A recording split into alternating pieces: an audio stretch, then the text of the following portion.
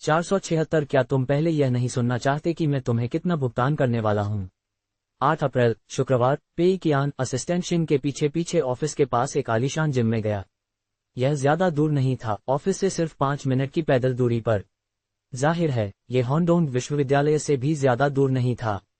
Gym सड़क किनारे एक दुकान में था। प्रवेश द्वार पर एक साइन बोर्ड लगा था, बोशा जिम, हॉन्डोंग विश्वविद्यालय शाखा।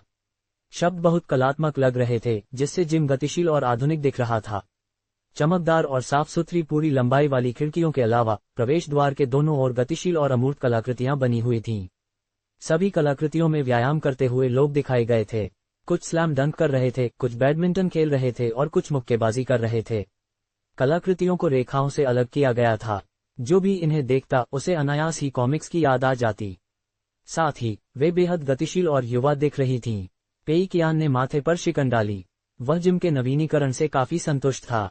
जिम का अधिग्रहण करने के बाद वह कम समय में ही अपना कारोबार शुरू कर सकेगा, बिना ज्यादा समय बर्बाद किए।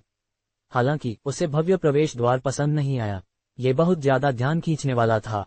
तेंगा के कारोबार को यथासंभव सादगीपूर्ण होना चाहिए था। फिर भी इससे निपटना आसान था। जिम का अधिग्रहण करने के बाद पेई कियान कर्मचारियों को पूरे प्रवेश द्वार की सफाई करने और उस पर हल्के रंग का पेंट करने के लिए नियुक्त कर सकता था। जब तक वे जिम की ओर ध्यान आकर्षित करने से बचते रहेंगे तब तक सब ठीक रहेगा। ये सभी छोटी मोटी समस्याएं थीं। प्रवेश करते ही सहायक शिन ने बॉस पेई को संक्षेप में वर्तमान स्थिति से अवगत कराया। बॉस पेई, मैंने इलाके के कुछ जिमों में लोगों को भेजा है। केवल 3 ही अपना कारोबार बेचने को तैयार हैं। इस जिम का बहुत अच्छे से नवीनीकरण किया गया है और यह आपकी आवश्यकताओं के लिए सबसे उपयुक्त है। बोशा जिम एक प्रसिद्ध ब्रांड है जिसके पूरे देश में चेन स्टोर हैं। जिंगजोऊ में भी इसकी कई शाखाएं हैं। हाल के वर्षों में इसका तेजी से विस्तार हुआ है, लेकिन इस तीव्र विस्तार के कारण कारोबार में समस्याएं पैदा हो गई हैं। बोशा जिम की हॉन्डोंग यूनिवर्सिटी शाखा को हॉन्डोंग यूनिवर्सिटी के आसपास एक उच्च स्तरीय जिम के रूप में स्थापित करने का इरादा था। इसका लक्ष्य हॉन्डोंग यूनिवर्सिटी के छात्र और आसपास के दफ्तरों में काम करने वाले उच्च स्तरीय कर्मचारी थे। हालांकि जल्द ही एक समस्या सामने आई। हॉन्डोंग यूनिवर्सिटी के पास बहुत सारे जिम हैं। कई छोटे जिमों ने कीमतों को लेकर प्रतिस्पर्धा शुरू कर दी और अपनी सदस्यता बहुत कम दामों पर बेच रहे थे। इस वजह से इलाके के लगभग सभी व्यायाम प्रेमी इन जिमों के बीच बंट गए हैं। इस जगह से महज 1 किलोमीटर दूर एक और बोशा जिम है। इससे समस्या और बढ़ गई। इस शाखा के प्रबंधक ने पहले से ही उच्च आय वर्ग को लक्षित कर रखा था, इसलिए सदस्यता शुल्क काफी महंगा था। शुरुआत में सब ठीक था। जिम का माहौल कई उच्च आय वर्ग के लोगों को आकर्षित करता था। हालांकि जैसे जैसे कार्डों की बिक्री बढ़ती गई, संभावित ग्राहकों की संख्या कम होती गई और सदस्यता पंजीकरण और व्यक्तिगत प्रशिक्षण से होने वाली आय जिम के संचालन खर्चों को पूरा करने में विफल रही। अंततः जिम का खर्च पूरा नहीं हो पा रहा था और उसे घाटा होने लगा। अगर आपको ये जगह पसंद है तो हमारे पास 2 विकल्प हैं। पहला, हम जिम के सदस्यों और प्रशिक्षकों सहित पूरी जगह को खरीद सकते हैं। बेशक शाखा प्रबंधक को ये बहुत पसंद आएगा अगर हम ऐसा कर सकें, लेकिन हम इसे बेहतर कीमत पर बातचीत करने के बहाने के रूप में इस्तेमाल कर सकते हैं। हम अपने बजट से भी कम खर्च कर सकते हैं। ऐसा करने का नुकसान यह है कि सदस्यता पंजीकरण से हमें बहुत कम या बिल्कुल भी राजस्व प्राप्त नहीं होगा। इससे हम मालिकों से केवल बेहतर कीमत की मांग कर पाएंगे। बेशक हमारे पास मौजूदा सदस्य और व्यक्तिगत प्रशिक्षण सत्र तो रहेंगे ही। दूसरा, हम दुकान की जगह खरीद सकते हैं और सदस्यों या प्रशिक्षकों को बनाए नहीं रख सकते। हम उपकरण खरीदने से भी इनकार कर सकते हैं और मालिकों से जगह खाली करने के लिए कह सकते हैं। फिर हम जिम का शुरू से नवीनीकरण कर सकते हैं। चूंकि पास में ही एक और बोशा जिम है, हम मालिकों से इस शाखा के सदस्यों को उस शाखा में स्थानांतरित करने के लिए कह सकते हैं। इससे हमारा बोझ कम हो जाएगा, लेकिन इस क्षेत्र में जिम जाने की आदत वाले लोग सीमित हैं। इससे हम शुरू से ही सदस्य जुटाने में असफल हो सकते हैं। सदस्य जुटाने में असफल, ये तो बहुत बढ़िया है। पेई कियान भावहीन बनी रही। ठीक है, मैं समझ गया। अब से मैं इस परियोजना को संभालूंगा। आप प्रक्रियात्मक कार्यों पर ध्यान केंद्रित कर सकते हैं। सहायक शिन ने सिर हिलाया। ठीक है बॉस पेई। दोनों बोशा जिम की हॉन्डोंग यूनिवर्सिटी शाखा की ओर चल पड़े। जैसे ही वे अंदर दाखिल हुए, सूट और चमड़े के जूते पहने एक 30 वर्षीय व्यक्ति ने आगे बढ़कर उनका स्वागत किया। बॉस पेई, आप कैसे हैं? मैं इस जिम का शाखा प्रबंधक हूँ। मेरा उपनाम वेई है। जाहिर है, सहायक शिन ने शाखा प्रबंधक को पेई कियान के बारे में पहले ही बता दिया था। शायद इसीलिए वह इतना मेहमाननवाज था। दुनिया में कई वीर खरीदार हैं, लेकिन उन्हें अलग अलग श्रेणियों में बांटा जा सकता है। बेहद अमीर खरीदारों को अब वीर खरीदार नहीं बल्कि कैश काउ कहा जाएगा। शाखा प्रबंधक वेई को जब पता चला कि तेंगा कॉर्पोरेशन की नज़र इस शाखा पर है तो वे खुशी से झूम उठे। यह शाखा लगातार घाटे में चल रही थी। शाखा प्रबंधक वेई ने पहले ही सभी कर्मचारियों को बगल वाली शाखा में स्थानांतरित करने, इसे बंद करने और घाटे को रोकने का फैसला कर लिया था। अब तेंगा कॉर्पोरेशन ने इस शाखा को संभालने में रुचि दिखाई थी। हालांकि अंत में शाखा प्रबंधक वेई को फिर भी घाटा उठाना पड़ेगा, लेकिन समस्या कम हो जाएगी। जाहिर है वे बहुत खुश थे। बॉस पेई, चलिए मैं आपको पहले घुमा देता हूँ। शाखा प्रबंधक वेई पेई कियान को जिम के चारों ओर घुमाने ले गए और उन्हें पूरे क्षेत्र का हर कोना दिखाया। यह क्षेत्र विशाल था और नवीनीकरण अच्छी तरह से किया गया था। जिंगजू के जिमों में ये कहा जा सकता है कि इस जिम का वातावरण बेहतर था। हालांकि यहाँ स्विमिंग पूल, सौना, मसाज या अन्य कोई आलीशान सुविधाएं नहीं थीं। पेई कियान अच्छी तरह जानते थे कि सभी उच्च स्तरीय जिमों में बोशा जिम को केवल औसत दर्जे का ही माना जाएगा। एक पारंपरिक जिम में जितनी अधिक सुविधाएं हों उतना ही बेहतर होता है। स्विमिंग पूल और सौना जैसी शानदार सुविधाओं वाले जिम अक्सर दूसरे जिमों की तुलना में ज्यादा ग्राहकों को आकर्षित करते थे। इसका कारण सीधा सा था, जिम के मामले में कई नए लोगों की सोच एक जैसी होती थी, कमी होने से बेहतर है जरूरत से ज्यादा होना। भले ही उन्हें तैरना न आता हो, वे सीखने के लिए किसी दिन की योजना बना लेते थे। इसलिए अगर किसी जिम में सभी जरूरी सुविधाएं हों, भले ही सदस्यता शुल्क ज्यादा हो, लोग फिर भी सदस्यता लेने को तैयार रहते थे। ये जिम दूसरों को भले ही खराब लगे, लेकिन पेई कियान को अच्छा लगा। ये जिम दूसरों को कम आकर्षक लगेगा। जाहिर है ब्रांच मैनेजर वेई ने पेई कियान को इस बारे में कुछ नहीं बताया। इसके बजाय उन्होंने जिम में किए गए निवेश और उसकी संभावनाओं जैसी सभी बातों का बखान किया। पेई कियान ने उनकी बातों पर ज्यादा ध्यान नहीं दिया, बल्कि उन्होंने ब्रांच मैनेजर वेई की बातों पर मुश्किल से ही गौर किया। वैसे भी समय आने पर वह असिस्टेंट शिन को बातचीत करने के लिए भेज सकते थे। जिम का चक्कर लगाने के बाद ब्रांच मैनेजर वेई ने सभी जिम प्रशिक्षकों को बुलाया। वे पेई कियान के सामने 2 कतारों में खड़े हो गए। सभी जिम प्रशिक्षकों की छाती सुगठित थी और वे ऊर्जा से भरपूर दिख रहे थे। आज के जमाने में जिम प्रशिक्षक बनना आसान नहीं था। अगर जिम बंद हो जाता तो सभी प्रशिक्षकों को दूसरे जिमों में नौकरी के लिए आवेदन करना पड़ता। उनमें से सभी को सफलता नहीं मिलती। जाहिर है उन्हें उस व्यक्ति के सामने अच्छा प्रदर्शन करना था जो शाखा का संभावित उत्तराधिकारी बनने वाला था। सबसे अच्छा यही होगा कि वे बॉस पेई को जिम खरीदने के बाद उन्हें अपने पास रखने के लिए मना लें। शाखा प्रबंधक वेई का इरादा स्पष्ट था। वह बॉस पेई से सभी जिम प्रशिक्षकों को रखने की उम्मीद नहीं कर रहे थे। वास्तव में अगर बॉस पेई कुछ प्रशिक्षकों को चुनकर उन्हें जिम में रहने देते तो वे संतुष्ट हो जाते। बॉस पेई, मैं आपको हमारे जिम के कुछ सबसे लोकप्रिय और प्रतिभाशाली प्रशिक्षकों से मिलवाना चाहता हूं। पेई कियान ने हाथ उठाकर शाखा प्रबंधक वेई को बीच में ही रोक दिया। बॉस पेई को शाखा प्रबंधक वेई की सिफारिशों से ज्यादा अपनी आंखों पर भरोसा था। उन्होंने जिम प्रशिक्षकों को बिजली की तेजी से देखा और फिर एक एक करके उन्हें छांट लिया। वे कमजोर शारीरिक बनावट वाले प्रशिक्षकों को स्वीकार नहीं कर सकते थे। ऐसे लोग शायद जिम में ज्यादा समय तक इसलिए नहीं टिक पाते थे क्योंकि वे बहुत ज्यादा बिक्री कर सकते थे। वे शायद अच्छे और चालाक झूठे भी होते थे। अगर पेई कियान ऐसे कुशल व्यवसायियों को अपने पास रखते तो उन्हें काफी मुनाफा हो सकता था। वे उन लोगों को भी स्वीकार नहीं कर सकते थे जिनकी आंखों में उम्मीद झलकती थी और जो मानसिक रूप से स्वस्थ दिखते थे। ऐसे लोग शायद मेहनती और अपने काम के प्रति बेहद उत्साही थे और शायद पहले भी कई जिमों में जाकर उनका ब्रेन वॉश हो चुका था। वे पेई कियान की जरूरतों पर खरे नहीं उतरे। आखिरकार पेई कियान ने आगे की पंक्ति में बैठे कुछ गठीले शरीर वाले जिम प्रशिक्षकों को नजरअंदाज कर दिया। उनका ध्यान पीछे खड़े विनम्र दिखने वाले कोच पर गया जो सिर झुकाए एक तरफ खड़े थे। उनकी लंबाई कम थी और उन्होंने चश्मा पहना हुआ था। उनके चेहरे से पेई कियान ने अंदाजा लगाया कि वे काफी उम्रदराज हैं। चूंकि वे दूसरों के पीछे छिपे हुए थे इसलिए पेई कियान यह नहीं बता सके कि वे कितने फिट थे। तुम चश्मा पहने हुए आदमी बाहर आओ। पेई कियान ने उंगली हिलाई। जिम प्रशिक्षक एक एक करके चश्मा पहने हुए आदमी की ओर मुड़े। उन्होंने अविश्वास और उलझन भरी नजरों से ऊपर देखा और अपनी ओर इशारा किया। पेई कियान ने सिर हिलाकर सहमति दी। जी हाँ, आप ही हैं, बाहर आइए। वह आदमी सामने की पंक्ति के बीच से चलकर पेई कियान के सामने खड़ा हो गया जो अब भी उलझन में दिख रहा था। पेई कियान ने उस छोटे कद के आदमी को देखा और सहज ही उसे फिल्म कुंग फू का एक दृश्य याद आ गया। वह आदमी पहले इतना छोटा दिख रहा था और दूसरे जिम प्रशिक्षकों के पीछे इतना शांत और सीधा सादा लग रहा था। पेई कियान को पता ही नहीं चला कि उसकी मांसपेशियां इतनी विकसित हैं। आपका नाम क्या है? पेई कियान ने पूछा। निजी प्रशिक्षक ने धीमी दबी हुई आवाज में कहा, गो लिशिंग। पेई कियान दंग रह गया। मैं आपका असली नाम पूछ रहा हूँ, उपनाम नहीं। शाखा प्रबंधक वेई ने तुरंत समझाया, बॉस पेई, इस प्रशिक्षक का नाम गुओ लिशिंग है। उनका उपनाम गुओ है और नाम लिशिंग है। लिशिंग का अर्थ है वाक्पटु और ईमानदार। पेई कियान ने कहा, माफ कीजिए, मैं असभ्य हूँ, लेकिन आपका नाम वजन घटाने के इच्छुक लोगों को ज्यादा प्रेरित नहीं करता। शाखा प्रबंधक वेई बॉस पेई की ओर बढ़े और बोले, हे बॉस पेई, मुझे पहले आपको कुछ बताना है। मैं यह नहीं कह रहा कि यह ट्रेनर अच्छा नहीं है, लेकिन वह ज्यादा होशियार नहीं है। वह प्रबंधन में अच्छा नहीं है और न ही ज्यादा मिलनसार है। असल में वह पूरी टीम में बिक्री में सबसे कमजोर है।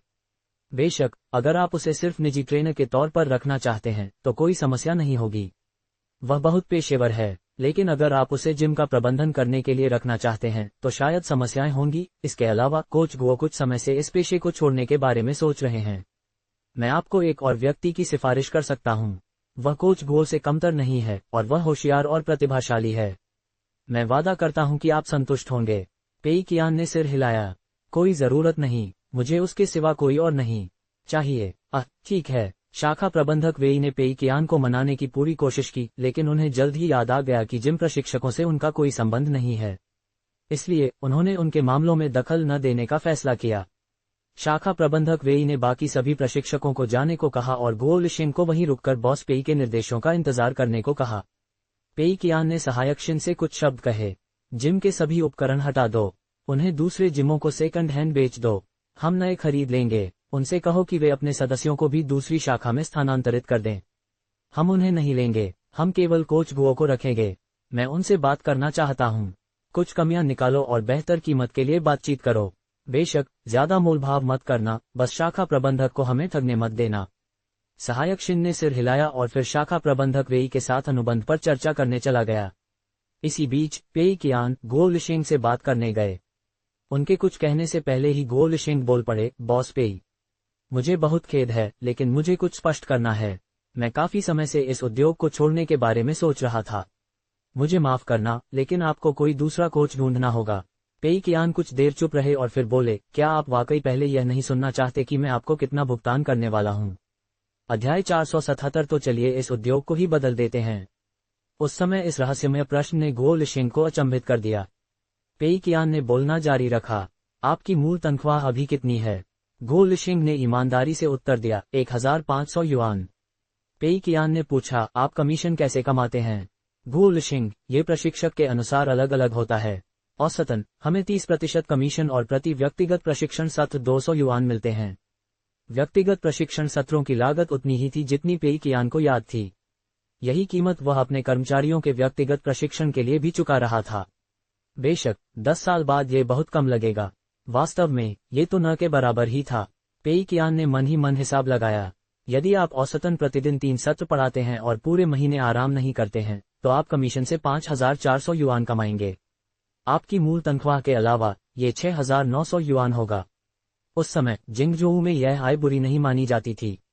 गुओ लिशिंग हिचकिचाए, सच कहूं तो मेरी कमाई इतनी ज्यादा नहीं है। मेरे कई ग्राहक दूसरे प्रशिक्षकों द्वारा मेरे पास भेजे गए हैं। इसका मतलब है कि मुझे अपना कमीशन उनके साथ बांटना पड़ता है। हर महीने मैं मुश्किल से 5 से 6000 युआन कमा पाता हूँ। पेई कियान ने सिर हिलाया। वह अपने नाम के अनुरूप ही थे। वे अपने सभी सवालों के जवाब बहुत स्पष्ट और ईमानदार तरीके से देते थे। व्यक्तिगत प्रशिक्षकों के लिए मुख्य प्रतिस्पर्धा प्रशिक्षण सत्रों की बिक्री में थी। जितने ज्यादा सत्र बेचे जाते उतना ही ज्यादा कमीशन मिलता। बड़े शहरों में कई व्यक्तिगत प्रशिक्षक केवल प्रशिक्षण सत्रों की बिक्री से ही प्रति माह 30 से 40 हजार युआन कमा सकते थे। हालांकि ऐसे मार्केटिंग के माहिर बहुत कम होते थे। स्वाभाविक रूप से गुओ लिशिंग जैसे कम बोलने वाले, शांत, ईमानदार और स्पष्टवादी व्यक्तिगत प्रशिक्षक ज्यादा छात्रों को अपने प्रशिक्षण सत्र खरीदने के लिए बहका नहीं सकते थे। दूसरी ओर बिक्री और बहकाने में माहिर व्यक्तिगत प्रशिक्षक अपनी क्षमता से कहीं ज्यादा व्यक्तिगत प्रशिक्षण सत्र बेच देते थे। इस प्रकार वे कुछ ग्राहकों को गुओ लिशिंग जैसे अधिक समय वाले प्रशिक्षकों को सौंप सकते थे। हालांकि वे ग्राहकों को मुफ्त में नहीं सौंपते जब तक कि वे बहुत करीबी न हों। पेई कियान ने सिर हिलाया। मैं आपको 8000 युआन का मूल वेतन दूंगा। कोई कमीशन नहीं होगा, लेकिन हम भोजन और आवास भत्ता और नियमित शारीरिक जांच जैसे कई अन्य लाभ प्रदान करेंगे। गुओ लिशिंग चौंक गया। अरे बॉस पेई, समस्या मूल वेतन की नहीं है। मैं इस उद्योग को छोड़ना चाहता हूँ क्योंकि मैं आपकी सैलरी 10,000 युआन कर दूंगा और आपको और भी फायदे दूंगा, लेकिन कमीशन नहीं मिलेगा।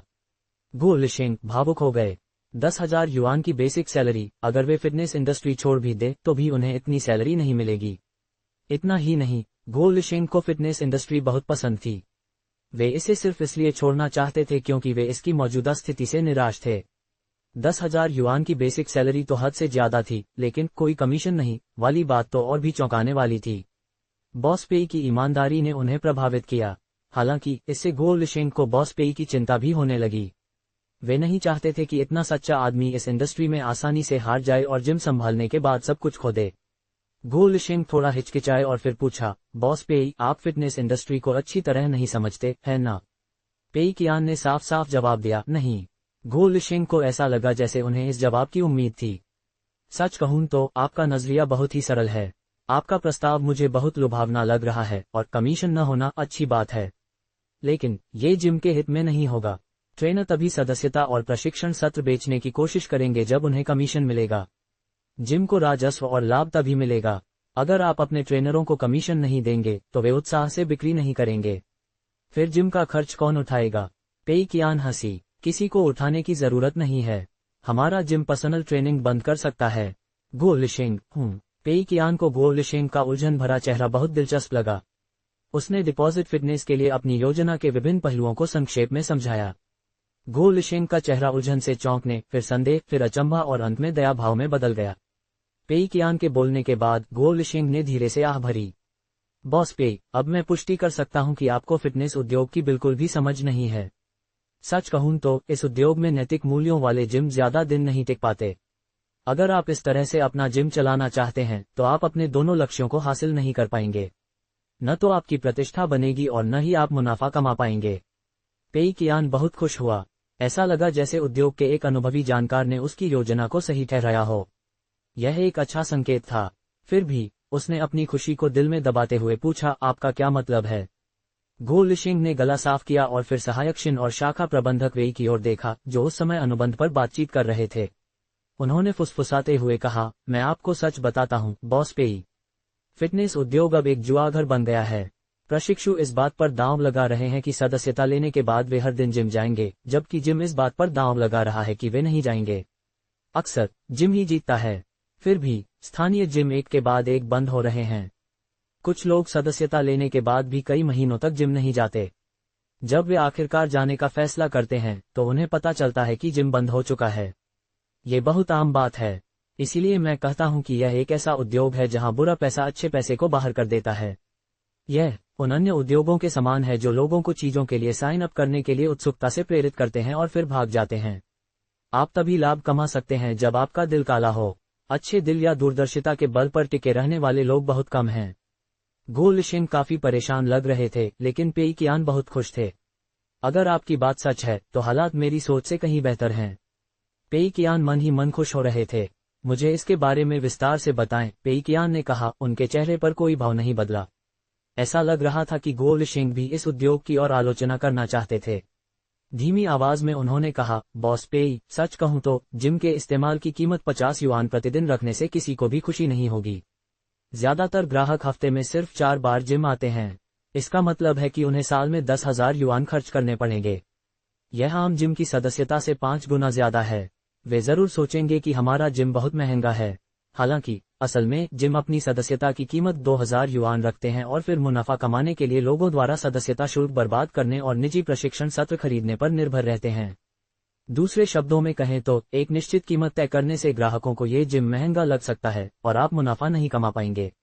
मेरे हिसाब से आप सिर्फ दयालुता दिखा रहे हैं, खासकर उन नए लोगों के लिए जिनमें कोई प्रेरणा नहीं है। फिर भी वे नए लोग शायद आपको धन्यवाद भी न दें। वे तो बस जिम मेंबरशिप कार्ड लेकर हर दिन जिम जाने की कल्पना करेंगे। इसलिए उन्हें आपकी कीमत अपने पैसे के लायक नहीं लगेगी। यही कारण है कि मैंने कहा कि इस उद्योग में बुरा पैसा अच्छे पैसे को बाहर कर देता है।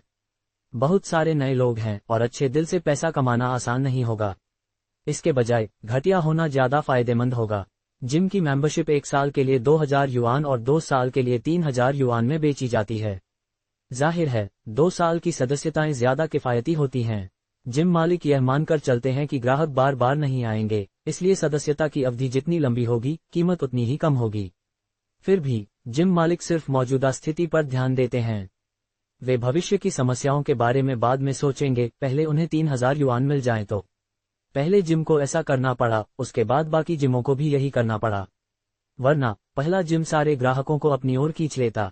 ये जिम 1 से 3 साल की सदस्यताएं जितनी हो सके उतनी बेचते हैं। नकद राशि मिलने के बाद वे पर्चे बांटते हैं, ग्राहकों को लुभाते हैं और जिम की क्षमता की परवाह किए बिना जितने हो सके उतने निजी प्रशिक्षण सत्र बेचते हैं। फिर भी ऐसे जिम दूसरों से ज्यादा मशहूर हो जाते हैं। वे आसपास के सभी ग्राहकों को आकर्षित कर लेते हैं, जिससे दूसरे जिमों के पास कमाई का कोई जरिया नहीं बचता। अगर आप ईमानदारी से जिम शुरू करते हैं और जल्दी पैसा कमाने की लालसा छोड़ देते हैं, तो दूसरे जिमों की आक्रामक मार्केटिंग रणनीति के कारण आप जल्द ही बाजार से बाहर हो जाएंगे। फिर आप भविष्य के लिए क्या योजना बना पाएंगे? जल्दी पैसा कमाने की चाह में जिमों की बाढ़ आ गई है और वे भविष्य की सभी संभावित खपत से कहीं अधिक मुनाफा कमा रहे हैं। स्थिति बिगड़ते देख वे सब कुछ समेट कर चले जाते हैं और पीछे अव्यवस्था छोड़ जाते हैं। एक और महत्वपूर्ण बात यह है कि शुरुआती लोगों के लिए प्रशिक्षण बहुत कष्टदायक होता है। हमारे देश के उपभोक्ताओं की फिटनेस और प्रशिक्षण के प्रति सही सोच नहीं है। बाधाएं बहुत अधिक हैं, उपभोक्ता अनुभव भयानक है और बहुत सारे नए लोग हैं। इसीलिए जिमों को मौजूदा मॉडल अपनाना पड़ रहा है। अगर आप ईमानदारी से पैसा कमाना चाहते हैं तो आपको शुरुआती कुछ वर्षों में नुकसान उठाने के लिए तैयार रहना होगा। आपको कल्पना से परे संसाधनों और कर्मचारियों का निवेश करना होगा। आपको न केवल अच्छे उत्पाद प्रदान करने होंगे, बल्कि बाजार को विकसित करना होगा और लोगों की जीवन शैली में बदलाव लाना होगा। ये बहुत मुश्किल है। कुल मिलाकर अगर आप सिर्फ जल्दी पैसा कमाकर भाग जाना चाहते हैं तो बस ऐसा दिखावा करें जैसे मैंने कुछ कहा ही नहीं है। लेकिन मुझे पता है कि तेंगा एक ईमानदार कंपनी है, इसीलिए मुझे उम्मीद है कि आप इस पर थोड़ा और सोचेंगे। जल्दबाजी में इस उद्योग में कदम मत रखिए। गो लिशिंग की ये बातें सुनकर पेई कियान गहरी सोच में डूब गया। वह बहुत खुश हुआ। वाह, मेरी योजना को एक पेशेवर ने सही ठहराया है। और इसे पूरी तरह से सही ठहराया है।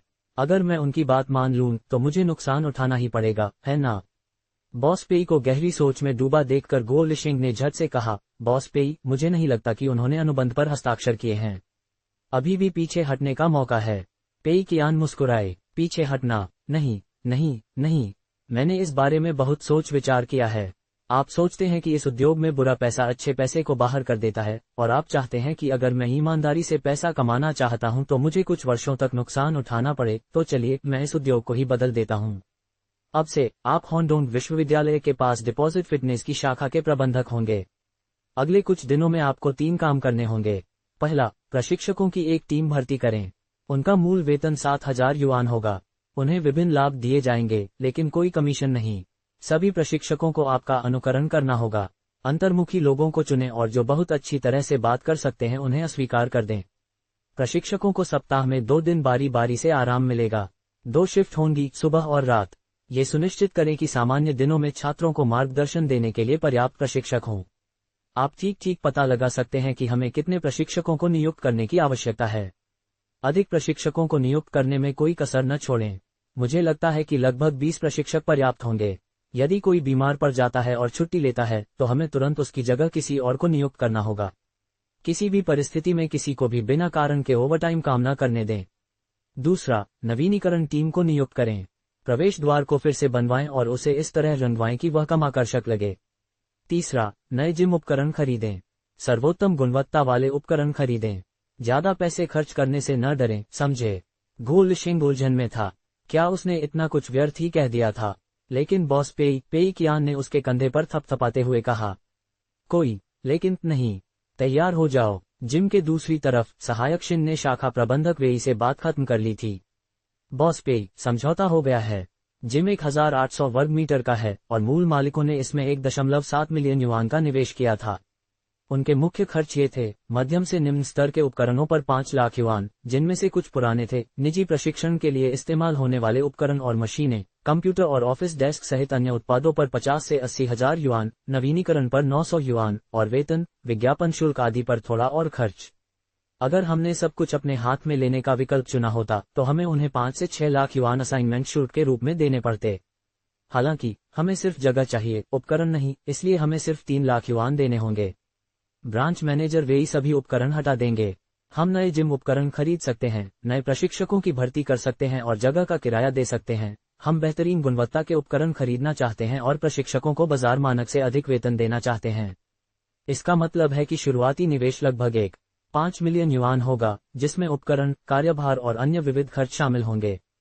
किराया, बिजली और कर्मचारियों सहित हमारा वार्षिक खर्च लगभग 3 मिलियन युआन होगा, यानी औसतन 250,000 युआन प्रति माह। पेई कियान ने सिर हिलाया, ये समझते हुए कि निवेश उतना बड़ा नहीं था जितना उसने सोचा था। उसे शुरुआती निवेश के तौर पर 15 लाख युआन लगाने होंगे और हर महीने 2 लाख युआन चुकाने होंगे। अगर जिम में कोई ग्राहक नहीं भी आते तो भी उसे ज्यादा नुकसान नहीं होगा। फिर भी थोड़ा और सोचने पर यह तो सिर्फ एक शाखा है। अगर वह 10 शाखाएं खोलता है तो उसे हर साल करोड़ों युआन का नुकसान आसानी से हो जाएगा, है ना?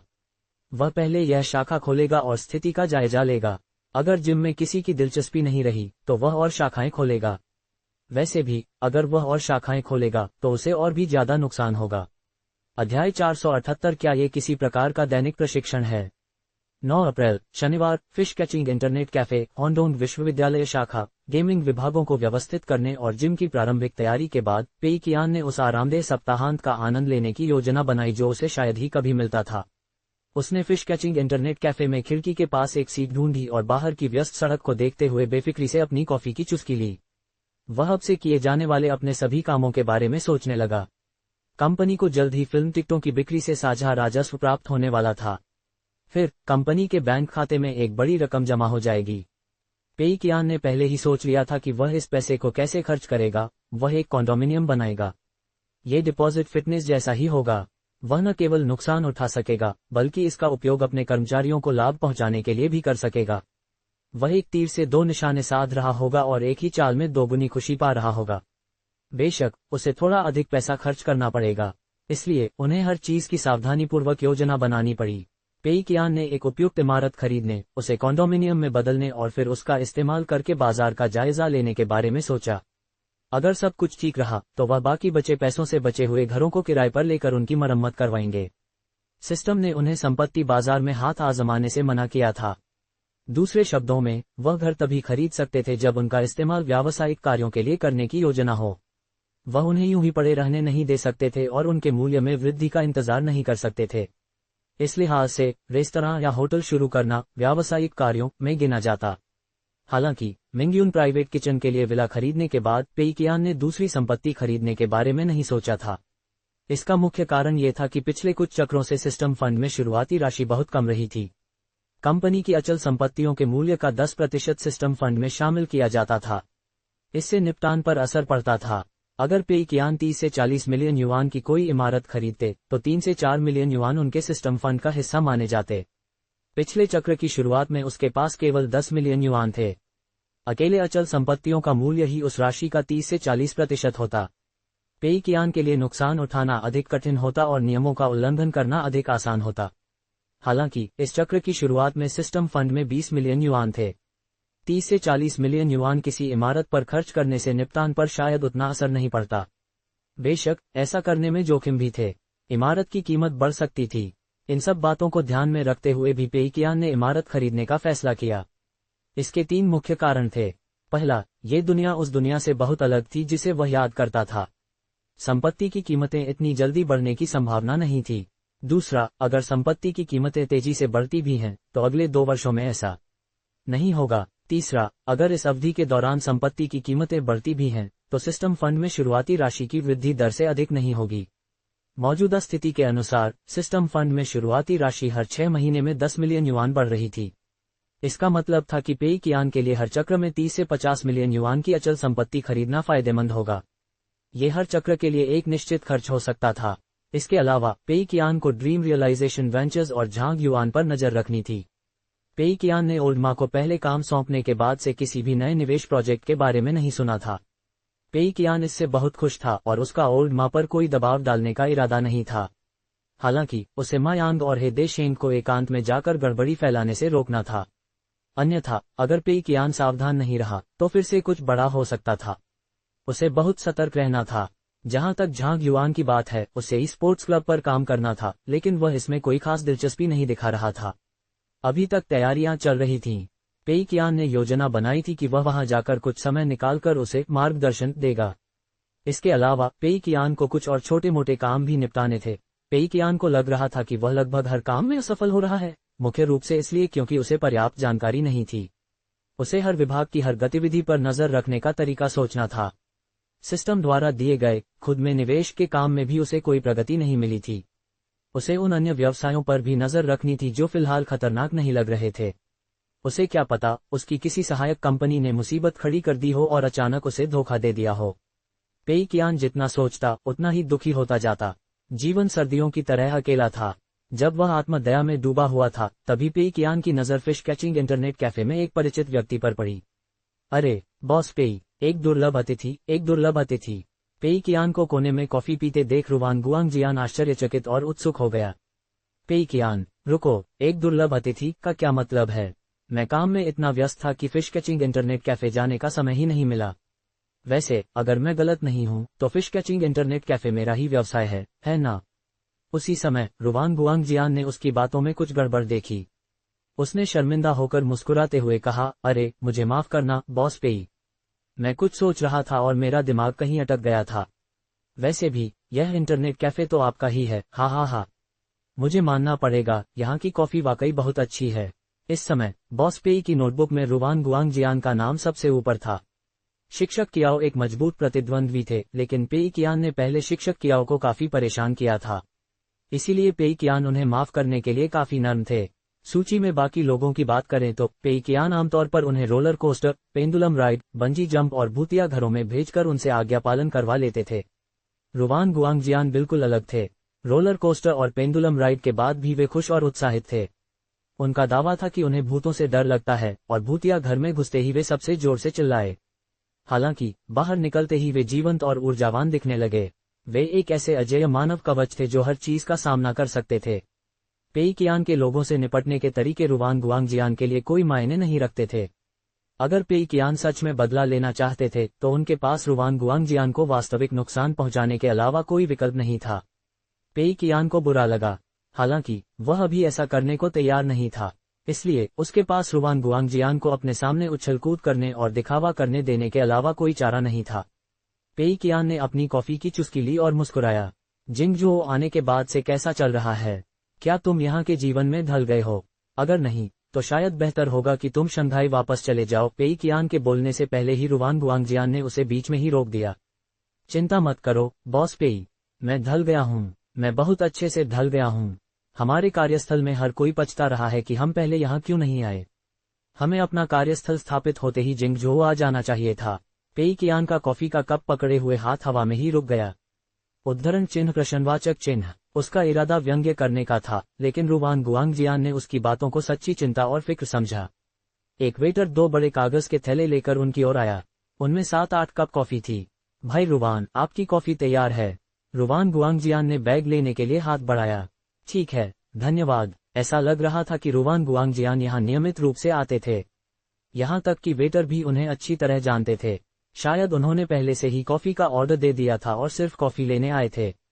पेई कियान चौंक गया। कार्यस्थल का मालिक अपने कर्मचारियों के लिए कॉफी लेने आया है। रुवान गुआंगजियान हंसा। वैसे भी मुझे थोड़ा टहलना था ताकि मेरा दिमाग साफ हो जाए। हम आमतौर पर बारी बारी से कॉफी लाते हैं। बॉस पेई, क्या आपके पास हमारे कार्यस्थल में घूमने का समय है? पेई कियान का मन किया कि वह इस आमंत्रण को ठुकरा दे। क्या मेरे पास करने के लिए और कुछ नहीं है?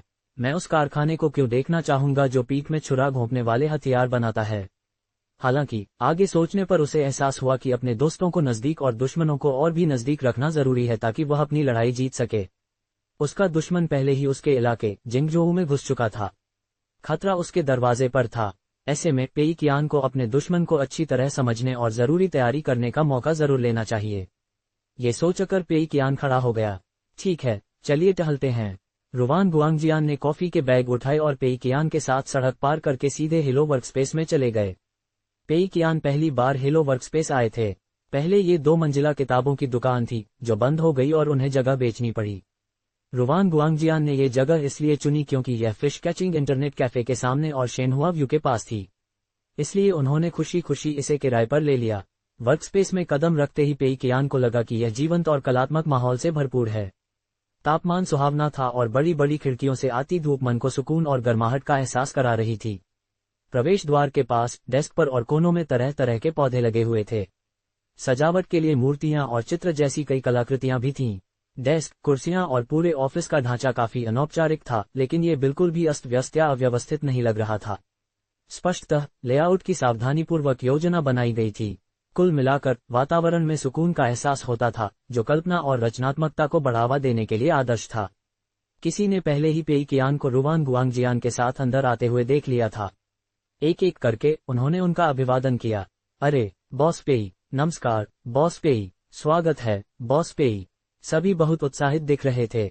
आखिरकार सभी बॉस पेई को रुवान गुआंगजियान का करीबी दोस्त और हेलो वर्कस्पेस का एक महत्वपूर्ण भागीदार मानते थे। जिंगजोऊ में बसने के बाद वह उनके लिए आय का एक महत्वपूर्ण स्रोत था जिस पर वे निर्भर रह सकते थे। हालांकि पेई कियान उन्हें अलग नजरिए से देखता था। अगर रुवान गुआंगजियान वह हत्यारा था जिसने अंततः पेई कियान को पीठ में छुरा घोंपा, तो उसके सभी कर्मचारी वे लोग थे जिन्होंने उसे उकसाया ताकि छुरा और गहरा लगे। पेई कियान को निष्पक्ष रहना था और उसने अपनी छोटी सी नोटबुक में उन सभी के नाम लिख लिए। फिर भी बॉस पेई एक चरित्रवान व्यक्ति थे। उनके गर्मजोशी से स्वागत के सामने उन्होंने मुस्कुराते हुए हाथ हिलाया। रुवान गुआंगजियान ने कॉफी के पैकेट अपने एक कर्मचारी को सौंप दिए। बूढ़े हुआंग, इसे बांट दो, मैं बॉस पेई को घुमाने ले चलता हूँ। पेई कियान रुवान गुआंगजियान के पीछे ऊपर गया और पूरे कार्यक्षेत्र का चक्कर लगाया। जैसे ही रुवान गुआंगजियान ने कार्यक्षेत्र के विभिन्न हिस्सों का परिचय कराया, पेई कियान भावुक हो गया। जिंगजोऊ आना बहुत अच्छा निर्णय था। जिंगजोऊ में जीवन यापन का खर्च शंघाई की तुलना में बहुत कम है। हमने किराए और दैनिक खर्चों दोनों में काफी बचत की है। कार्यस्थल बड़ा है और हमारा कार्य वातावरण बेहतर है। जाहिर है सभी की उत्पादकता बढ़ी है और उनका शारीरिक और मानसिक स्वास्थ्य भी सुधर गया है। इतना ही नहीं, यहाँ जीवन बहुत सुविधाजनक हो गया है। अब हम अपने सभी भोजन के लिए हमेशा फिश कैचिंग टेक आउट से ऑर्डर करते हैं। ये पौष्टिक और स्वादिष्ट है और साथ ही महंगा भी नहीं है। फिश कैचिंग इंटरनेट कैफे और अपविंड लॉजिस्टिक्स ने भी हमारे जीवन स्तर को बेहतर बनाया है। सबसे महत्वपूर्ण बात यह है कि टेंगा कॉर्पोरेशन के होने से जिंगजोऊ शहर में जीवन और भी सुविधाजनक होता जाएगा।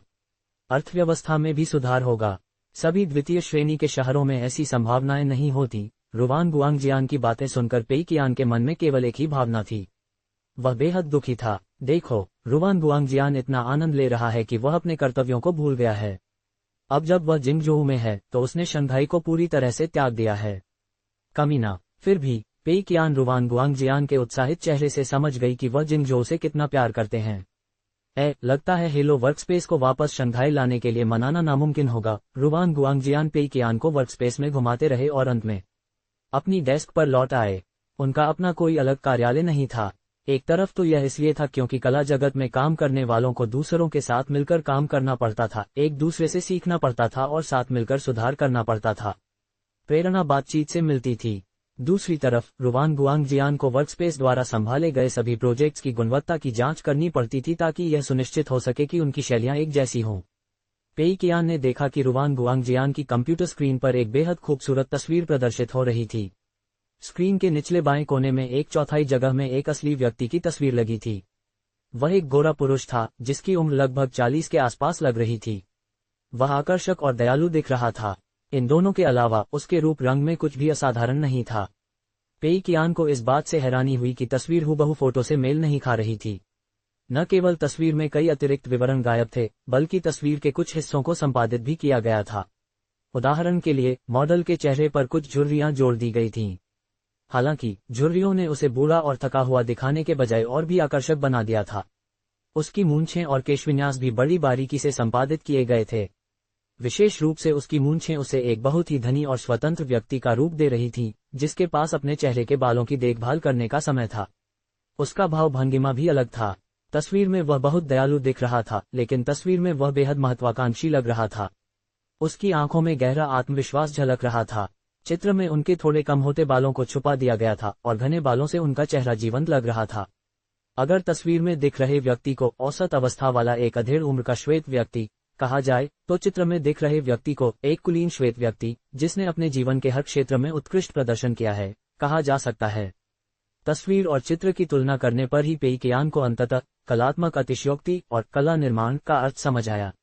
वे भावुक हुए बिना नहीं रह सके। ये कितना बढ़िया बना है। अगर तस्वीर में दिख रहे व्यक्ति को रूप रंग के लिए 70 अंक मिलते तो मैं चित्र में दिख रहे व्यक्ति को 95 अंक देता। आपने न केवल उनकी मुख्य विशेषताओं को बरकरार रखा है, बल्कि उनकी विशेष विशेषताओं और गुणों को भी निखारा है। क्या यह आप कलाकारों के लिए किसी प्रकार का दैनिक प्रशिक्षण है? क्या आप कोई भी तस्वीर चुनते हैं और फिर उसके आधार पर एक जीवंत चरित्र बनाते हैं? कलाकार वास्तव में अपने कौशल पर काम करना कभी नहीं छोड़ते। बेहद उत्सुकता से भरे पेई कियान ने चित्र का अध्ययन किया और रुवान गुआंगजियान की प्रशंसा की। रुवान गुआंगजियान का चेहरा अजीब हो गया। बॉस पेई, हमारे पास समय बहुत कम है। आमतौर पर हम अभ्यास के तौर पर इतना बढ़िया चित्र बनाने में इतना समय नहीं लगाते। यही तो हम आजकल बना रहे हैं, क्या आप बता नहीं सकते? ये तेंगा गैम्स से कला संसाधनों के लिए मिला नवीनतम अनुरोध है। ये स्ट्रगल का अमीर नायक है। पेई कियान, ये आश्चर्य हमेशा पेई कियान को चौंका देते थे। अध्याय 479 महान गुरु रुवान गुआंगजियान। यदि पेई कियान को पता होता कि यह चित्र उनके अपने प्रोजेक्ट के लिए है, तो वह और अधिक मार्गदर्शन देते। उदाहरण के लिए, वह चित्रकला शैली, विवरण, पात्रों के भाव भंगिमाओं आदि के लिए अनुचित अनुरोध करते। लेकिन पेई कियान ने चित्र की बहुत प्रशंसा की थी। अब जब उन्हें पता चल गया था कि यह उनके अपने प्रोजेक्ट के लिए है, तो वे आपत्ति कैसे उठा सकते थे? ये बहुत स्पष्ट और अतार्किक होता। उनके पास कोई विकल्प नहीं था। पेई कियान ने मुस्कुराने की कोशिश की और कहा, ये तो बहुत अच्छा है। रुवान गुआंगजियान ने पेन से अपने टैबलेट पर कुछ बार क्लिक करके एक फोल्डर खोला। यहाँ और भी रेखा चित्र हैं। स्वामी पेई, कृपया एक नज़र डालिए और देखिए कि कोई समस्या तो नहीं है। कम से कम हम पहले ही संपादन कर सकेंगे। फोल्डर में विभिन्न रेखाचित्र और थंबनेल थे, लेकिन प्रत्येक के साथ एक तस्वीर जुड़ी हुई थी। जाहिर है, गेम के किरदारों को तय करने के बाद हु शियानबिन ने ऐसे मोशन कैप्चर एक्टर्स की तलाश की जो तय मानदंडों पर खरे उतरते हों। मोशन कैप्चर एक्टर्स का गेम के किरदारों से हूबहू एक जैसा दिखना जरूरी नहीं था, लेकिन काफी हद तक मिलता जुलता होना चाहिए था। अगर दोनों बहुत अलग दिखते, तो एक्टर की गतिविधियों को कैप्चर करने के बाद डेटा अजीब हो जाता। पूरी प्रक्रिया गड़बड़ हो सकती थी। मोशन कैप्चर सिस्टम से बेहतरीन नतीजे पाने के लिए मोशन कैप्चर एक्टर्स का चुनाव बहुत सावधानी से करना पड़ता था। इसके अलावा गेम के किरदार असल जिंदगी के एक्टर्स से काफी मिलते जुलते होने चाहिए थे। साफ तौर पर, जब पेई कियान डिपॉजिट फिटनेस में व्यस्त था, तब हु शियानबिन ने स्ट्रगल में काफी तरक्की कर ली थी। क्या वो नया है? वो जरूरत से ज्यादा कुशल है ना? क्या मैं इतना बदनसीब हूँ? क्या मैंने गलती से किसी बेहतरीन कर्मचारी को मुख्य योजनाकार बना दिया? पेई कियान ने इस बारे में सोचते हुए महसूस किया कि कुछ गड़बड़ है। भले ही हु शियानबिन बेहद कुशल था, लेकिन इतने कम समय में इतने सारे विदेशी एक्टर्स को कैसे ढूंढा जा सकता था? ऐसी समस्याओं का समाधान कुशलता से नहीं हो सकता था। पेई कियान ने तस्वीरों को गौर से देखा। वे उसे जानी पहचानी लग रही थीं। पेई कियान ने 2 मिनट तक सोचा और अचानक उसे याद आया कि उसने इन अभिनेताओं को पहले कहाँ देखा था। क्या ये वही विदेशी नहीं थे जिन्होंने टुमारो इज ब्यूटीफुल में सहायक भूमिकाएं निभाई थीं? टुमारो इज ब्यूटीफुल में 3 स्थानीय अभिनेताओं के सबसे ज्यादा दृश्य थे, लेकिन पृष्ठभूमि में कई सहायक कलाकार भी थे। वे विभिन्न राष्ट्रीयताओं और त्वचा के रंग के थे। हुआंग सिबो और उनकी टीम ने जिंगजोऊ में दुनिया भर से अपने दोस्तों को ढूंढने के लिए खूब मेहनत की थी। हालांकि फिल्म में उनका स्क्रीन टाइम बहुत कम था। इतना ही नहीं, काफी समय बीत चुका था। पेई कियान को फिल्म की यादें धुंधली हो गई थी, इसलिए वह उन्हें तुरंत पहचान नहीं पाया था। अब पेई कियान को यकीन हो गया था कि हु शियानबिन इतना चालाक नहीं था। वह तो बस धोखा दे रहा था। उसने जरूर हुआंग सिबो से संपर्क किया होगा और फिर उनका होमवर्क कॉपी किया होगा। तस्वीरों में लोग इतने जाने पहचाने लग रहे थे, इसमें कोई हैरानी की बात नहीं थी। पेई कियान अवाक रह गया। हु शियानबिन, बड़ी बड़ी आंखों और घनी बाहों वाले तुम इतने वफादार और ईमानदार दिखते थे। दूसरों का होमवर्क कॉपी करना तुम्हें इतना आसान कैसे लग गया? पेई कियान ने तस्वीरों और रेखाचित्रों को देखा। कलाकार अलग अलग देशों और रंग के थे। ये साफ था कि कौन गरीब किरदार निभा रहा था और कौन अमीर। ये तो होना ही था। आखिर असल जिंदगी में भी गरीब और अमीर होते हैं। लंबे समय से बनी धारणा को बदलना आसान नहीं था। पेई कियान ने रुवान गुआंगजियान के काम की आलोचना करने के लिए एक आलोचनात्मक दृष्टिकोण खोजने की बहुत कोशिश की, लेकिन लाख कोशिश करने के बावजूद वह ऐसा नहीं कर पाया। सब कुछ बहुत तर्कसंगत लग रहा था। हु शियानबिन ने स्पष्ट रूप से अभिनेताओं का चयन उनके वास्तविक जीवन के पारिवारिक और आर्थिक पृष्ठभूमि के आधार पर किया था। वे खेल में अपनी भूमिकाओं में पूरी तरह फिट बैठते थे। इसके अलावा रुवान गुआंगजियान ने तस्वीरों को आधार बनाया था और अभिनेताओं की कुछ विशेषताओं पर उचित जोर दिया था। काल्पनिक चित्र वास्तविकता से बहुत दूर नहीं थे। पेई कियान को इतने कम समय में रेखाचित्रों में कोई कमी नहीं दिखी। वह गहरी सोच में डूब गया। ओह, चित्र तो खेलों का सिर्फ एक पहलू है। ये खेल मुख्य रूप से अपनी सामग्री और गेम प्ले से गेमर्स को दूर भगाएगा। मुझे ड्राइंग शैली के बारे में निश्चिंत रहना चाहिए। रुको, मैं ये गलत सोच नहीं सकता। मैंने पश्चाताप करो और मुक्ति पाओ के बारे में भी यही सोचा था। पेई कियान इस बात को जाने देना चाहता था, लेकिन अचानक उसे पश्चाताप करो और उद्धार पाओ से सीखे सबक याद आ गए और वह चौंक गया। वह एक ही गलती दोबारा नहीं दोहरा सकता था। चूंकि उसने रुवान गुआंगजियान द्वारा उसे पीठ में छुरा घोंपने के लिए तैयार किए गए हथियार देख लिए थे, इसलिए पेई कियान को उन हथियारों को निष्क्रिय करने का कोई तरीका सोचना ही था। अब वह जो भी उदारता दिखाएगा, वह भविष्य में उसे ही नुकसान पहुंचाएगी। जल्दी करो, उसे गुमराह करने के लिए कुछ सोचो। ओह, चित्रों में अनुपात का विशेष महत्व है। पेई कियान ने महसूस किया कि तस्वीरें बनाते समय रुवान गुआंगजियान को चिंता थी कि तस्वीरों को जरूरत से ज्यादा कलात्मक रूप देने से वे मूल कलाकारों से बहुत अलग दिखने लगेंगी। इसलिए रुवान गुआंगजियान ने संयम बरता था। इससे पेई कियान को उस समय लू जियाओ के अभिनय कौशल की याद आ गई। लू जियाओ की सबसे बड़ी समस्या उनका अतिरंजित अभिनय था। पेई कियान ने उन्हें गलत सलाह देने की कोशिश की थी ताकि लू जियाओ का अभिनय संयमित हो जाए, लेकिन अंततः लू जियाओ की प्रशंसा हुई। ये पेई कियान की एक गंभीर गलती थी। रुवान गुआंगजियान की कलात्मक योग्यताएं स्पष्ट रूप से ली जियाओ से कहीं अधिक थीं। वे समझते थे कि सीमा से आगे जाना उतना ही बुरा है जितना कि सीमा से पीछे रह जाना, और इसलिए वे नई रचनाएं बनाते समय संयम बरतना जानते थे। यही पेई कियान के लिए एक अवसर था। उन्हें बस रुवान गुआंगजियान से अतिरंजित अभिनय करने के लिए कहना था, है ना? पेई कियान ने अपना गला साफ किया। ड्राइंग्स अच्छी हैं, लेकिन मेरा एक छोटा सा सुझाव है। रुवान गुआंगजियान ने तुरंत ध्यान से सुना। ओह बॉस पेई, कृपया मुझे इसके बारे में विस्तार से बताएं। मैं तुरंत बदलाव कर दूंगा। आखिर बॉस पेई गेम के मुख्य डिजाइनर थे। जाहिर है, गेम के आर्ट रिसोर्स के बारे में अंतिम निर्णय उन्हीं का होता था। गंभीर भाव से पेई कियान ने कहा, ये चित्र असल जिंदगी के मोशन कैप्चर एक्टर से ज्यादा अलग नहीं दिखते। आपने इन चित्रों को बनाते समय बहुत संयम बरता है ना? रुवान गुआंगजियान ने कहा, बिल्कुल सही। ज्यादा कलात्मक अतिशयोक्ति करने से ये चित्र अपनी वास्तविकता खो देंगे। पेई कियान ने ताली बजाई। बिल्कुल सही, मुझे यही चाहिए था, रुवान गुआंगजियान ने कहा। हे। पेई कियान को एहसास हुआ कि वह कुछ ज्यादा ही उत्साहित हो गए थे, इसलिए उन्होंने जल्दी से खुद को संभाला। मैं चाहता हूं कि तस्वीरें वास्तविकता से परे हो जाएं। मैं खेल को और भी ज्यादा कलात्मक और अतिरंजित तरीके से प्रस्तुत करना चाहता हूं। इस खेल का वर्णन करने के लिए यथार्थवादी और संयमित जैसे विशेषणों का प्रयोग नहीं किया जाना चाहिए। कुल मिलाकर आपको तस्वीरों को जितना हो सके उतना अजीब बनाना है। उन्हें अतिरंजित दिखाने की पूरी कोशिश करें। रुवान गुआंगजियान ने माथे पर शिकन डाली और गहरी सोच में डूब गए। तेंगा गेम्स के हु शियानबिन ने रुवान गुआंगजियान को परियोजना के बारे में जानकारी देते समय इन आवश्यकताओं का उल्लेख नहीं किया था। वास्तव में हु शियानबिन ने कोई विशेष अनुरोध भी नहीं किया था। बेशक, इसका मतलब यह नहीं था कि हु शियानबिन के काम करने के रवैये में कोई समस्या थी। ये तो बस तेंगा गेम्स की कार्यशैली थी। तेंगा गेम्स के सभी भूतपूर्व और वर्तमान प्रमुख घोस्ट जनरल के बारे में जानते थे। उस समय बॉस पेई ने बिग बॉस रुवान को गेम की कलाकृति पर काम करने की पूरी छूट दी थी। इसी से घोस्ट जनरल की क्लासिक कलाकृति का जन्म हुआ।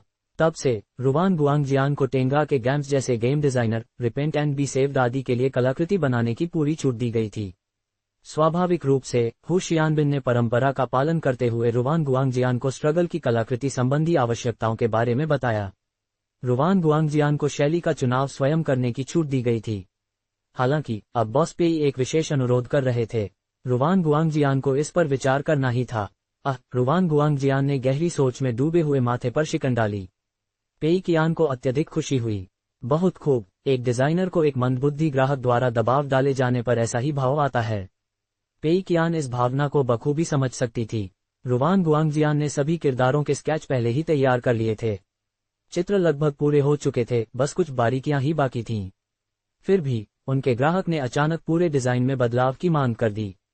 भला कौन सा डिजाइनर नाराज नहीं होगा? बॉस पेई तो यही चाहते थे। उन्होंने पहले ही तैयारी कर ली थी। जैसे ही रुवान गुआंगजियान उनसे तर्क करने की कोशिश करेंगे, वे एक जिद्दी ग्राहक और दबंग अध्यक्ष की भूमिका निभाएंगे, ठीक वैसे ही जैसे वे माहिर थे। फिर वे रुवान गुआंगजियान के हर तर्कसंगत सुझाव को नकार देंगे। पेई कियान को मानो बदले की मिठास महसूस हो रही थी। रुवान गुआंगजियान ने गहरी भौहें चढ़ाकर 5 मिनट तक चुपचाप सोचा। वे स्पष्ट रूप से बॉस पेई की बातों का जवाब देने से खुद को रोक रहे थे। लेकिन पेई कियान को जो बात अजीब लगी वह ये थी कि 5 मिनट तक अपनी भावनाओं को दबाने के बाद भी रुवान गुआंगजियान ने एक भी आपत्ति नहीं जताई। वास्तव में उन्होंने पेई कियान से चर्चा करने का कोई इरादा भी नहीं दिखाया। काफी देर बाद रुवान गुआंगजियान ने आखिरकार मन बना लिया। उसने गहरी सांस ली और पेई कियान की ओर देखा। पेई कियान ने खुद को तैयार किया। अब समय आ गया है। आखिरकार वह मुझसे मुकाबला करने जा रहा है। चलो, मैंने ग्राहक के तौर पर अपना बेतुका भाषण तैयार कर लिया है। मुझे इस बात की परवाह नहीं कि तुम क्या सोचते हो, मुझे सिर्फ इस बात की परवाह है कि मैं क्या सोचता हूँ। तुम्हारी सोच काम नहीं आएगी, लेकिन मेरी सोच काम आएगी। सब कुछ बदल दो, मुझे तुम्हारे बहाने की परवाह नहीं। बस सब कुछ बदल दो। ये सारे शब्द पेई कियान के गले में अटके हुए थे। वह बस उन्हें गोलियों में बदलने और अपनी छोटी सी नोटबुक में लिखे सबसे बड़े अधिकारी पर दागने का इंतजार कर रहा था। हालांकि रुवान गुआंगजियान ने अपना जबड़ा कसते हुए कहा, ठीक है, कोई बात नहीं बॉस पेई, मैंने अभी तक इसे करने का कोई अच्छा तरीका नहीं सोचा है, लेकिन चिंता मत करो। चूंकि आपने अनुरोध किया है, मैं इसे जरूर पूरा करूंगा। पेई कियान, वह चकरा गया। आखिर क्या हो रहा था? चीजें इस तरह नहीं होनी चाहिए थीं। क्या रुवान गुआंगजियान को पेई कियान से तर्क वितर्क करने की कोशिश नहीं करनी चाहिए थी? क्या पेई कियान की सारी तैयारी व्यर्थ नहीं गई? क्या ऐसा हो सकता है कि रुवान गुआंगजियान पेई कियान को नाराज करने की हिम्मत नहीं कर रहा था क्योंकि वह उसकी दया पर निर्भर था? क्या यही कारण था कि वह पेई कियान के किसी भी अनुचित अनुरोध को पूरा करने की पूरी कोशिश कर रहा था, चाहे वह व्यक्तिगत रूप से कितना भी असहमत क्यों न हो? ये तो भयानक था। पेई कियान को लगा जैसे वह एक नीच इंसान बन गया है और उसे तुरंत अपराध बोध हुआ। जल्दी से उसने कहा, अरे, खुद पर जबरदस्ती मत करो। रुवान गुआंगजियान ने सिर हिलाया। चिंता मत करो बॉस पेई, मैं ऐसा नहीं करूंगा। मैं समझ गया हूं कि आपका क्या मतलब है। पेई कियान, रुवान गुआंगजियान ने बोलना जारी रखा। रचनात्मक कार्य उद्योग में ग्राहक की मांग और अपनी इच्छाओं को पूरा करने के बीच संतुलन बनाए रखना आवश्यक है। ऐसा करके ही कोई परिपूर्ण कृतियों का निर्माण कर सकता है। मुझे विश्वास है कि बॉस पेई के इस अनुरोध के पीछे कोई गहरा उद्देश्य होगा। हालांकि मैंने अभी तक कोई अच्छा समाधान नहीं सोचा है, लेकिन मैंने इस पर पहले ही काफी विचार कर लिया है। मुझे लगता है कि मैं आपकी मांगों को पूरा करने के लिए अन्य तरीकों का उपयोग कर सकता हूँ। मैं हमेशा एक अलग दृष्टिकोण अपना सकता हूँ। क्या पता हमें और भी अधिक लाभ मिले। चिंता मत करो बॉस पेई, मैं गुणवत्ता को प्राथमिकता दूंगा और अपने मानकों का कड़ाई से पालन करूंगा। मैं चाहे जो भी शैली चुनूं, मैं ये सुनिश्चित करूंगा कि आप संतुष्ट हों। पेई कियान, किसी कारणवश रुवान गुआंगजियान से मुकाबला करते समय पेई कियान को ऐसा लग रहा था मानो वह किसी महान गुरु से लड़ रहा हो। उसके सारे प्रयास व्यर्थ साबित हो रहे थे। वास्तव में रुवान गुआंगजियान उसे आसानी से हरा रहा था, मानो वह पेई कियान के हमलों की शक्ति का लाभ उठा रहा हो। अचानक पेई कियान को एक अशुभ आभास हुआ। एक ग्राहक होने के नाते वह वास्तव में कहना चाहता था, चलिए पहले मसौदे पर ही टिके रहते हैं। लेकिन आगे सोचने पर उसे डर लगा कि लोग सोचेंगे कि वह मनोविकार से ग्रसित है। चूंकि वह जो कह चुका था उसे वापस नहीं ले सकता था। पेई कियान के पास अनिच्छा से सिर हिलाने के अलावा कोई विकल्प नहीं था। ठीक है, तो मैं इसे आप पर छोड़ता हूँ। उम्मीद है अंतिम उत्पाद मेरी अपेक्षाओं पर खरा उतरेगा।